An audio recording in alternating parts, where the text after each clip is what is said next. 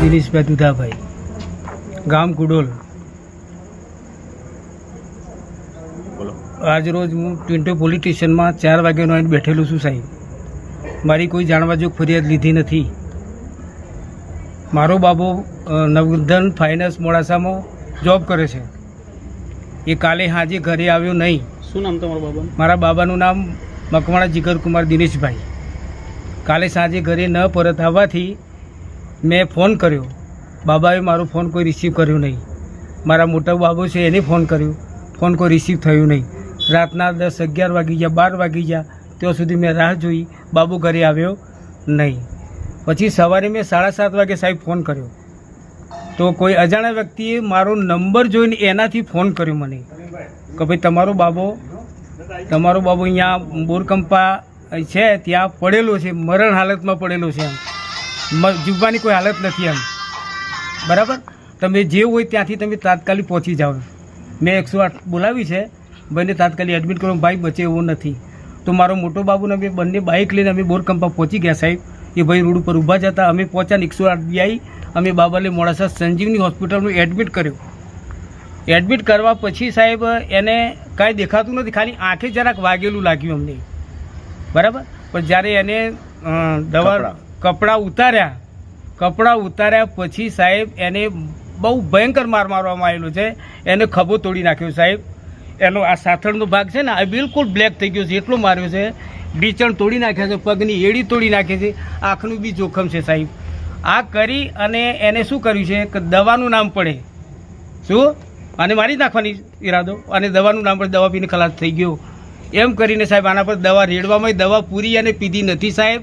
કારણ કે દવા પૂરી પીવા સાહેબ 24 કલાક સુધી ના બચી શકે માણસ, એને મોઢે ફૂંદી આવી જાય, પણ આજે કોઈ ચીજ છે નહીં. હવે આમાં એવું છે કે 4 વાગ્યાથી પોલીસ સ્ટેશન, ટિન્ટોય પોલીસ સ્ટેશને અમારા રિલેટિવ અહીંયા 25-30 જણા ફરિયાદ લખાવવા માટે જજુમી રહ્યા છે, પણ પોલીસ સ્ટેશને અમારી કોઈ ફરિયાદ નથી લીધી.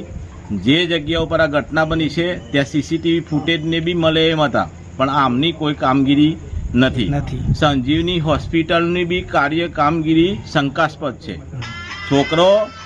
છોકરાને જ્યારે કપડાં રિમૂવ કર્યા ત્યારે આટલું બધું વાગેલું હતું, છતાં એમને પોલીસને એવું ત્યાંથી લખાવ્યું છે કે આને દવા પીધેલી છે. પોલીસની જાણવા જોગ ફરિયાદ છે, એમાં બી એમને એ રીતના સ્ટેટમેન્ટ આપ્યા છે. બરાબર, અમે અહીંયા આગળ 25-30 જણા 4 વાગ્યાથી ટિન્ટોય પોલીસ સ્ટેશનની અંદર ફરિયાદ લખાવવા અને આની તપાસ થાય. અત્યારે 8:45 વાગ્યા છે, 8:45-9 વાગ્યા.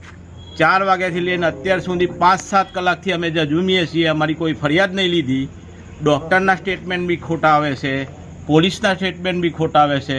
આમાં ટોટલ અમે અત્યારે ટિન્ટોય પોલીસ સ્ટેશન અને સંજીવની હોસ્પિટલના જે બી સ્ટાફ છે એમના ઉપર અમારી શંકા છે કે એમને જાણી જોઈ અને આમાં કોઈ કાવતરું હોઈ શકે, તો અમે એમના ઉપર ફરિયાદ નોંધાવવાના છીએ. અને અમારી માંગ એવી છે કે એનું જે બી છે એની ચોક્કસ તપાસ થાય. અને અમને બધાને દેખાય છે કે આ છોકરાને આટલો બધો મારેલો છે, એનો હાથ તૂટી ગયો છે, એના ઢીંચણ તોડી નાખ્યા છે, છતાં આ લોકો કોઈ જ તપાસ કરતા નથી. અહીંયા આગળ અમે 5 કલાકથી સતત એમને તપાસ કરવા માટે કરગી રહ્યા છીએ, પણ આમની કોઈ તપાસ નથી. સંજીવની હોસ્પિટલના ડૉક્ટર છે, એમનું બી આમાં કોઈ કોર્પોરેટ અમને એ નથી થતા. એમની ઈચ્છા એવી છે કે ફરિયાદ ના થાય, તપાસ ના થાય. પોલીસની બી ઈચ્છા એવી છે કે ફરિયાદ ના થાય, તપાસ ના થાય. તો અમારી માંગ છે કે આ કેસને સારી રીતે હાલ કરી અને અમને આમાં સહકાર મળે. બાકી અમે સરકાર સુધી બી જઈશું અને ઉચ્ચ અધિકારીઓ સુધી બી અમે જઈશું.